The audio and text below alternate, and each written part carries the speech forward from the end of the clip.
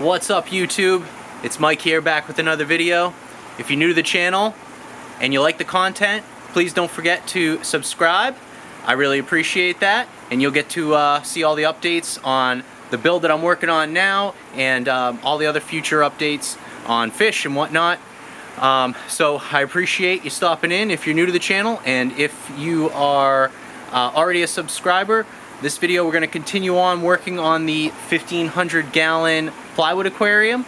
Got a lot done in the past week again, so let's get right into it.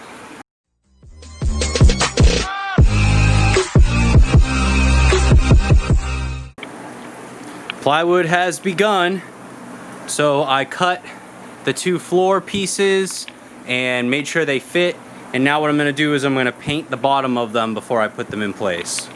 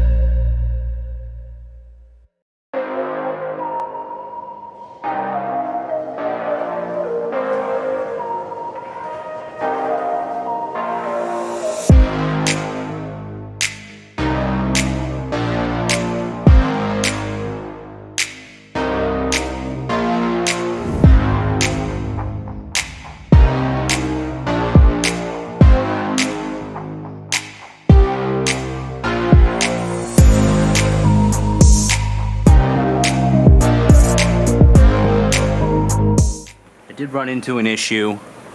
I'm gonna work around it, but it's a bit obnoxious. So when I was picking plywood out, these are about 45 bucks a sheet, and this one I picked through and found this really nice one. I was like, oh great, and then I found this second one a few underneath it that I thought was really nice also. Well, I was wrong. Not only is it completely different, it seems like a completely different type of plywood, but it splits very easy, so I ran into a lot of problems with splitting. So this was not the best plywood here.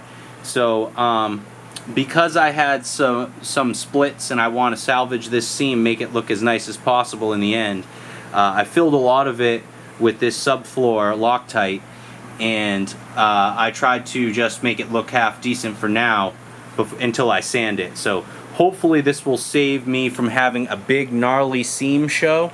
I really don't want a big seam down the middle if I can avoid it. So I'm trying to make this seam look as good as I can. I have a pretty good seam on the 1100 on the back wall, you can see really well, and I don't love it, so trying to avoid that. But other than that, it looks pretty good. I'll make this work one way or another. Pretty tight to all the edges. There's a little bit of room in the front, but that's okay because it's going to be double wall plywood anyway, so it's not going to be a problem. We're going to come 1.5 inches further of overlap, so it's still going to have a 3/4 inch overlap there from plywood, so not a problem there. All screwed in, very, very tight. Hitting that with the sledgehammer was not fun, but that's pretty much it for the floor. So we've got a sheet of plywood cut and painted the back of it for our back wall. So it should line up right in the middle of this stud here. And before I put it on, I've actually already test fit it, so I already know it lines up. But before I put it on, I'm going to put the Loctite down all of these joints all the way around it, just to be safe here. So here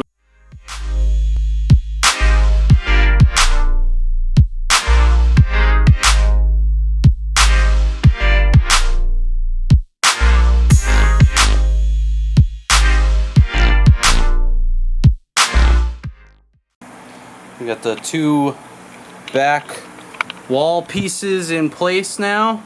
You'll notice I did not line up the floor seam and the wall seam. If anything, I would actually prefer them be even further offset. However, this was the easiest way to do it with just 2 pieces. I'm trying to not have too many seams, but I also did not want the floor seam to line up with the back wall seam. To stagger them will just add strength is the hope here. So that is why they do not line up. It wouldn't make much sense for me to line them up. But other than that, this was the best way to get just 1 seam down the middle of the tank. And hopefully I don't regret having 1 seam down the back middle of the tank. There could be issues with bowing. I'm kind of experimenting here and just trying to make this as strong as possible so it doesn't bow. And hopefully my center braces, my 3 center braces, will make sure that it doesn't move at all. Now I'll have to move on to the sides and the front. I wanted to update you guys on the progress here. I originally filled all my seams and all my screw holes with the same adhesive that I used to glue everything together, which is PL Subfloor 400 made by Loctite. So it's great stuff, but it's not ideal for filling these holes because what it did was it shrinks as it dries. So I still ended up doing my seams here with it so I can get a nice smooth seam. That's how I want this, especially because fiberglass doesn't take the corners very well. So I was able to round out my corners with that stuff. I had to do a couple of layers of it, or like I said, it would shrink. But then I ended up just going in with a normal like wood fill or spackling to try to doctor up these seams. I haven't sanded yet. So I'm gonna try to make these seams better. So if you end up doing something like this, I recommend don't bother filling your holes with adhesive. Just go right to the filler. And I just used a filler on the 1100 before, and it worked just fine. I was just trying something different, but it ended up being kind of a waste of time. I am happy, however, that I went over my seams with it because it really helped keep all that together. And my floor panels that I picked up, as I said, I believe in earlier video when I was putting these down, these are really terrible plywood that cracked a lot on me. So that really helped hold some of these cracks together. So it's good for some things, not good for all, which makes sense. There's a reason why people don't fill holes with subfloor adhesive.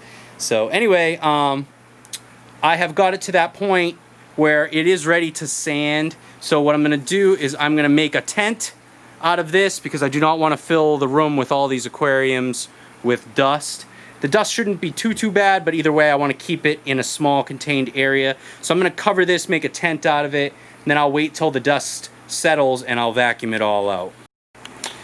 Because I've skipped ahead a little bit on you guys, I did want to talk a little bit more about these panels here that I've added. So obviously I did the entire tank in one layer of 3/4 inch thick plywood.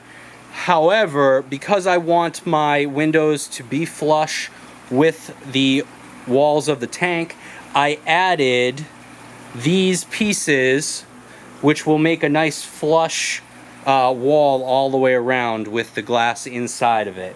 So I didn't show that process. I was more just ready to get into it and looking to get it done. So I'm sorry for not filming the process of putting these little pieces in, but they have some serious adhesive behind them. They were basically coated in adhesive in the back, and yeah, I like it. It came out pretty good. I ended up overlapping these in 45-degree angles. I was gonna do two 22.5s. However, if you're familiar with angles and plywood and stuff like that, that would have been extremely difficult to get a good seal, to get a good seam with two 22.5s and plywood of this length. So this was a good way I could just overlap one way and then fill the corners like I did. And it came out awesome. So I'm very happy about that. And I did mention this to you guys before. That was my screw up. But these all came out great. So yep, that's it. That catches you guys up to speed. And we're ready to sand.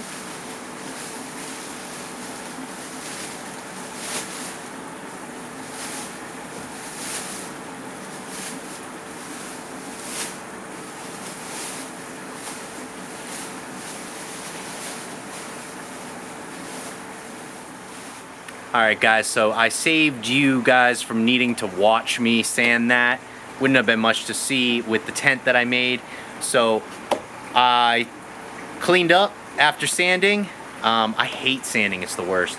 So I cleaned up and took the tent off. So let's just go in and look at the progress here.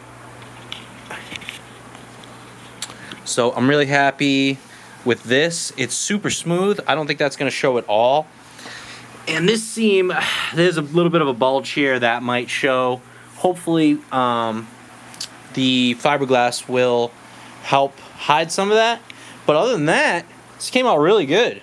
I think all the panels and everything are going to look really nice. I don't have any real high spots or anything. Everything went together really well. So that is it. I caught you guys up to where I am at and what's been going on for the past week here. So thank you guys as always for watching, and hopefully by maybe next week or something I will have fiberglass started. I am waiting on a couple of kits, and that'll be interesting. We'll all be learning something together there. I don't know if any of you guys who are watching have done fiberglassing before, but I haven't. So I'm gonna be learning as I do it, and I'll take you guys along with me. But again, thank you guys for watching, and I will see you in the next video.